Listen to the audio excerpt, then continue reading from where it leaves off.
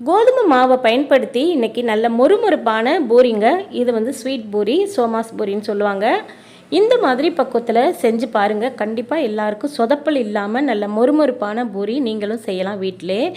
ரொம்ப ஈஸியான மெத்தடில் சொல்லியிருக்கேன். கண்டிப்பாக பிகினர், பேச்சுலர் எல்லாருமே ட்ரை பண்ணலாம். வாங்க ஃப்ரெண்ட்ஸ், இதை எப்படி பண்ணுறதுன்னு பார்க்கலாம்.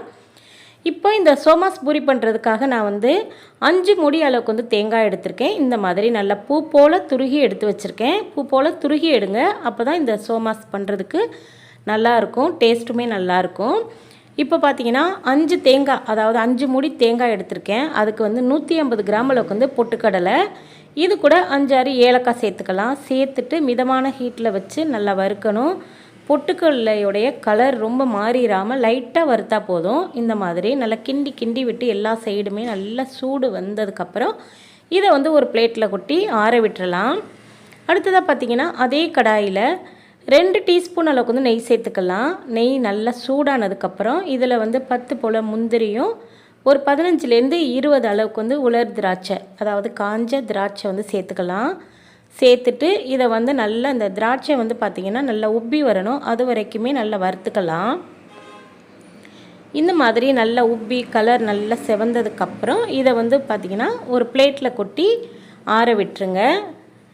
இது வந்து பார்த்திங்கன்னா இந்த முந்திரி திராட்சை இந்த சோமாஸில் சேர்க்கும்போது நல்ல டேஸ்ட்டாக இருக்கும். 2 டேபிள் ஸ்பூன் அளவுக்கு மட்டும் ரவை சேர்த்துக்கணும். இந்த மாதிரி கிண்டி விடுங்க. சும்மா ஒரு செகண்ட் மட்டும் கிண்டி விட்டுட்டு இதில் வந்து துருகி வச்சுருக்க தேங்காய் சேர்த்துக்கலாம். ரவை பாருங்கள், இந்த மாதிரி நல்ல கலர் வந்ததுக்கப்புறம் தேங்காய் சேர்த்துக்கோங்க.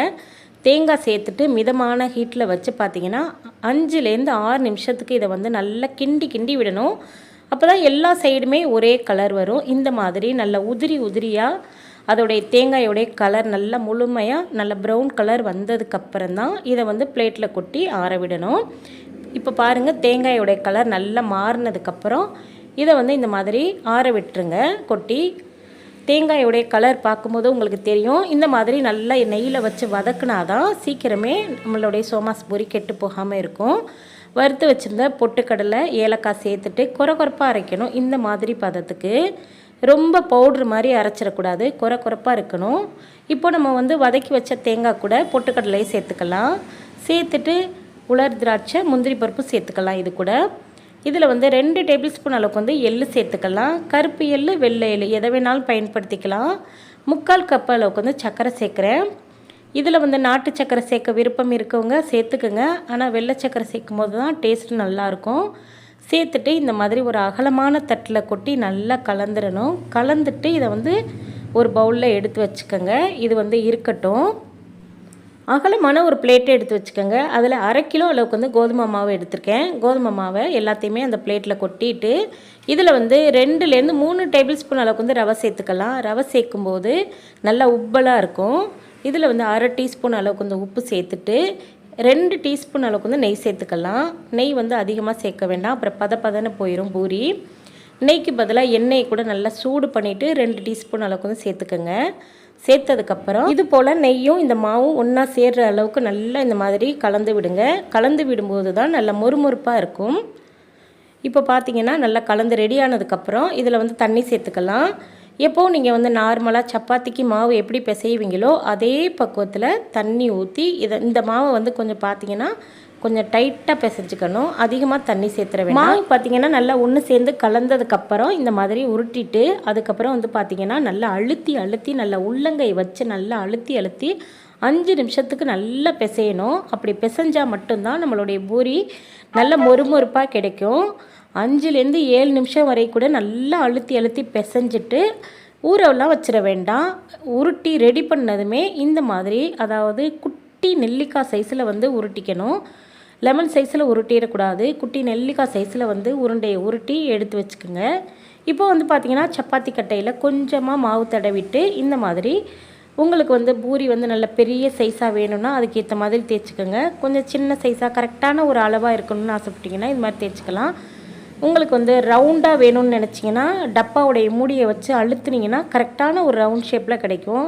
இது வந்து பார்த்திங்கன்னா வீட்டில் சாப்பிட்றது தானே, அதனால் இந்த மாதிரி தேய்ச்சிட்டு ரெடி பண்ணி வச்ச சோமாஸை வந்து 2 டீஸ்பூன் அளவுக்கு வந்து வச்சுட்டு இந்த மாதிரி அழுத்தி விடுங்க. இதை வந்து பார்த்திங்கன்னா இந்த மாதிரி ஒரு டிசைன் பண்ணுற மாதிரி இருந்துச்சுன்னா, ஃபோர்க் இருந்துச்சுன்னா அழுத்தி விட்டிங்கன்னா ஒரு அழகான ஒரு டிஷனில் கிடைக்கும். இப்போது எண்ணெயும் நல்லா சூடாக இருக்குது. நான் வந்து பார்த்திங்கன்னா பூரி போடுறதுக்கு ரெடி பண்ணிட்டேன். ஒரு 10 போல் நம்ம வந்து தேய்ச்சி வச்சுக்கிட்டு அதுக்கப்புறம் தான் போடணும். ஏன்னா டக்குன்னு பூரி வந்து வெந்துடும். அதனால் 10லேருந்து 15 போல் தேய்ச்சி வச்சுக்கிட்டு அதுக்கப்புறம் வந்து ரெடி பண்ணிக்கலாம். போடும்போது நல்ல எண்ணெய் வந்து நல்லா சூடாக இருக்கணும். பூரியை சேர்த்ததுக்கப்புறம் மிதமான ஹீட்டில் வச்சு வேக விடணும். ஹை ஃப்ளேமில் வச்சிட வேண்டாம். டக்குன்னு கலர் வந்துடும். ஆனால் உள்ளே வந்து மாவாக இருக்கும். அதனால் மிதமான ஹீட்டில் வச்சு இதை வந்து இந்த மாதிரி கரண்டியில் எண்ணெயை வந்து அள்ளி தெளித்து விட்டிங்கன்னா அது டக்குன்னு நமக்கு வந்து பூரி நல்லா உப்பலாகி வரும். கோதுமை மாவில் வந்து ரவை சேர்க்கறதுனால இந்த மாதிரி நல்லா உப்பி நல்லா மொறுமொறுப்பாக கிடைக்கும். பொதுவாக கோதுமை மாவு மொறுமொறுப்பு தன்மை கொடுக்காது. அதனால தான் நம்ம ரவை சேர்க்குறோம். நெய் சேர்த்துருக்கோம். இதில் வந்து 1 டேபிள் ஸ்பூன் அளவுக்கு வந்து சர்க்கரை சேர்த்துக்குங்க. மாவு பிசையும் போது கண்டிப்பாக அதை வந்து ஸ்கிப் பண்ணிட வேண்டாம், சொல்ல மறந்துட்டேன். இப்போ பாருங்கள், பூரியுடைய கலர் நல்ல பொன்னிறமாக எல்லா சைடுமே ஒரே கலர் நல்லா வெந்து நல்லா மொறுமொறுப்பாக இருக்குது பாருங்கள். இது வந்து பார்த்திங்கன்னா மைதா மாவு பூரின்னு தான் சொல்லுவாங்க. கோதுமை மாவை பயன்படுத்தி நல்ல ஹெல்த்தியான பூரி வந்து செஞ்சுட்டேன். கண்டிப்பாக உங்கள் எல்லாருக்கும் ரொம்ப பிடிச்சிருக்குன்னு நினைக்கிறேன். ஏற்கனவே நான் வந்து பார்த்திங்கன்னா மைதா மாவை பயன்படுத்தி சோமாஸ் பூரி வந்து செஞ்சுருக்கேன். அதில் வந்து பார்த்திங்கன்னா நிறைய பேர் பாராட்டியிருக்கீங்க. உங்கள் எல்லாருக்கும் ரொம்ப மனமார்ந்த நன்றிகள் சொல்லிக்கிறேன். எவ்வளோ நன்றி சொன்னாலும் உங்களுக்கு பத்தாதுங்க, அவ்வளோவுக்கு நான் கடமைப்பட்டிருக்கேன். கண்டிப்பாக இந்த பூரி உங்கள் எல்லாருக்கும் ரொம்ப பிடிச்சிருக்குன்னு நினைக்கிறேன். பிடிச்சிருந்தால் லைக் பண்ணி ஷேர் பண்ணுங்கள். மறக்காமல் இந்த பூரி எப்படி வந்துச்சுன்னு கமெண்டில் சொல்லுங்கள்.